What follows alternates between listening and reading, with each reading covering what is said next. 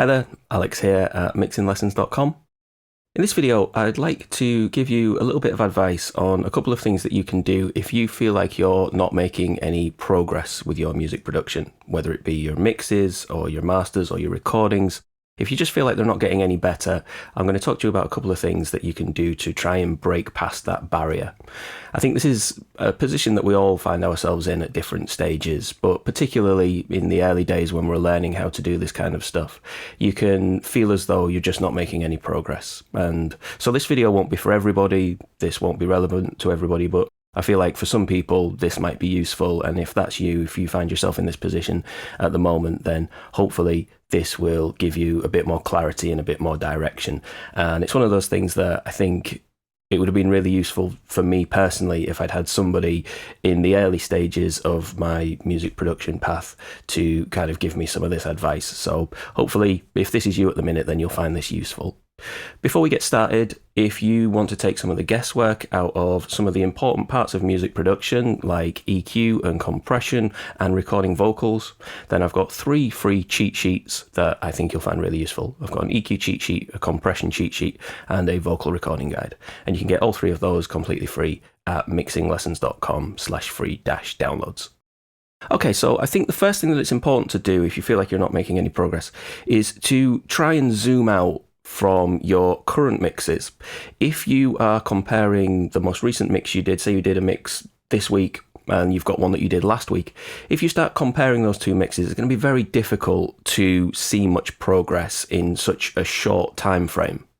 What I would recommend that you do is you compare your most recent mix to a mix that you did maybe 6 months ago or 10 mixes ago. Assuming that you mixed something 6 months ago, and then in that time you've been learning more about mixing or recording or mastering, and you've been putting those things into practice that you've been learning, then if you compare your most recent mix to a 6-month-old mix or a mix that you did 8 or 10 mixes ago, you should be able to see a much more clear progression. And what I would actually do at that point is I would make a list of everything that you think sounds better in your most recent mix. So you might listen and you might write on your list that you have got better at setting the levels in your mixes. The levels in your most recent mix make much more sense.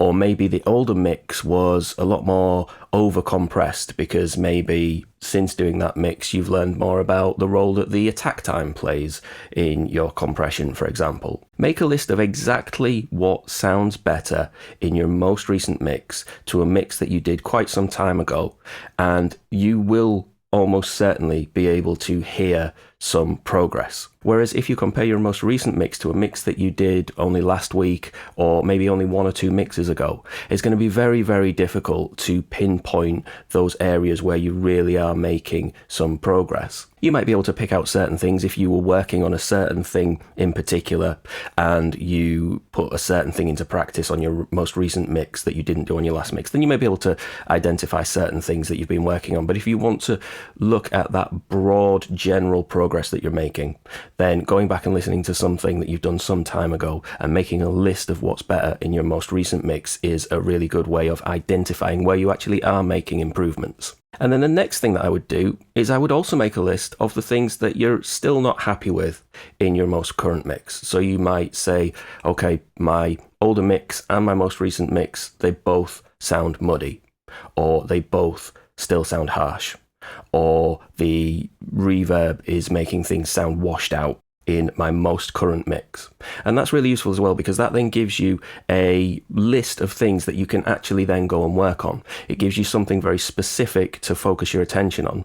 And so you move from this point of view of thinking, I just want my mixes to sound better, I just want my mixes to sound good and professional, but you don't feel as if you're reaching that. Well, that's a very vague thing to try and reach. Whereas if you can specify, here's where my mixes have got a lot better, but here's where I do still need to improve, then you've got some direction and you've got some specific things that you can start to aim for and that you can start to measure.